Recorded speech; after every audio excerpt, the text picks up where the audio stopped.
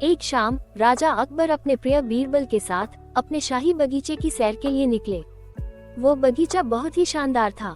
चारों ओर हरियाली ही हरियाली थी और फूलों की भीनी भीनी खुशबू वातावरण को और भी खूबसूरत बना रही थी। ऐसे में राजा को जाने क्या सूझा कि उन्होंने बीरबल से कहा, बीरबल, हमारा मन है कि इस हरे भरे बगीचे में हम हरे घोड़े में बैठकर घूमें। इसलिए मैं तुम्हें आदेश देता हूँ कि तुम 7 दिनों के अंदर हमारे लिए एक हरे घोड़े का इंतजाम करो। वही अगर तुम इस आदेश को पूरा करने में असफल रहते हो तो तुम कभी भी मुझे अपनी शक्ल न दिखाना। इस बात से राजा व बीरबल दोनों वाकिफ थे कि आज तक दुनिया में हरे रंग का घोड़ा नहीं हुआ है। फिर भी राजा चाहते थे कि बीरबल किसी बात में अपनी हार स्वीकार करे। इसी कारण उन्होंने बीरबल को ऐसा आदेश दिया। मगर बीरबल भी बहुत चालाक थे। वो भली भांति जानते थे कि राजा उनसे क्या चाहते हैं।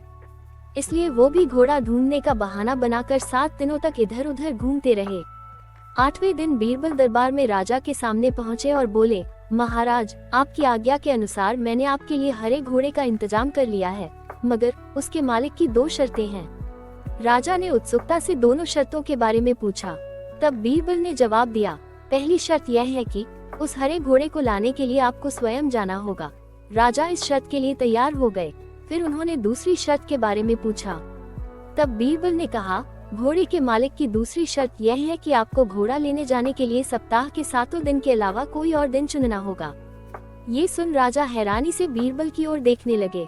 तब बीरबल ने बड़ी सहजता से जवाब दिया, महाराज, घोड़े का मालिक कहता है कि हरे रंग के खास घोड़े को लाने के लिए उसकी यह खास शर्तें तो माननी ही होंगी।